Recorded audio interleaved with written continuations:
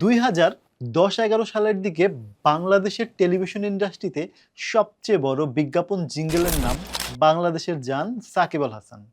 Cricket fan না সবার কানে বেজেছে এই গানটি। এখন এত বছর পরে এসে, অর্থাৎ 15 বছর পরে এসেও বাংলাদেশ ক্রিকেট বোর্ডের সবচেয়ে বড় বিজ্ঞাপনের নাম সাকিব আল হাসান। কোনো একটা সিরিজ সামনে আসলেই, কোনো একটা ইন্টারন্যাশনাল ক্রিকেট সামনে আসলেই যে নামটা সবচেয়ে বেশি ভেসে আসে সেটার নাম সাকিব আল হাসান। সাকিব আল হাসান কি এবার বাংলাদেশ দলের প্রতিনিধিত্ব করবে? সাকিব আল হাসান কি লাল সবুজ জার্সি গায়ে বাংলাদেশ দলের হয়ে খেলবে? এই প্রশ্নটা যেমন দর্শক মনে, এই প্রশ্নটা তেমনি মিডিয়া ইন্ডাস্ট্রিতে এই প্রশ্নটা প্রত্যেকটা ক্রিকেট প্রেমিক, দর্শক, ফ্যান এবং বাংলাদেশ ক্রিকেটের সমর্থকদের সব কিছু মিলিয়ে একটা জগা খিচুড়িময় অবস্থায় পরিণত হয়েছে। এই গল্পটা আমরা যখন থেকে স্পোর্টস পোস্ট শুরু করেছি তখন থেকেই আমরা এই প্রশ্নটার সম্মুখীন হয়েছি। আজকের এতদিন পরে এই গল্পটা এখনো গোলকধাঁধায় রয়ে গেছে।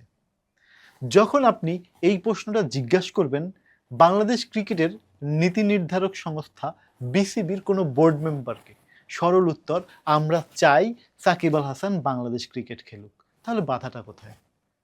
বাধা উপর মহলের। কত উপরে যাবেন? বাংলাদেশ গভর্নমেন্ট লেভেলের এই মুহূর্তে যারা গভর্নমেন্ট প্রতিনিধিত্ব করছে তাদের কাছে যদি এই প্রশ্নটা করা হয়, আমরা চাই একজন ক্রিকেটার তার যোগ্য মর্যাদায় ক্রিকেট খেলুক, উত্তরটার মধ্যে ব্যবধান কি কিছু খুঁজে পান? আমার কাছে মনে হয় খুঁজে পাচ্ছি না। তাহলে বাধাটা কোথায়?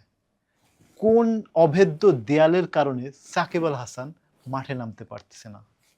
সাকিব আল হাসান নিজেও বারবার বলেছে সে বাংলাদেশের জার্সিতে খেলতে ইচ্ছুক এবং বাংলাদেশের জার্সিতে খেলবে বলেই ছোট ছোট লিগ খেলে নিজের ফিটনেস ধরে রাখে। এই গল্প আমরা বারবার শুনিয়েছি।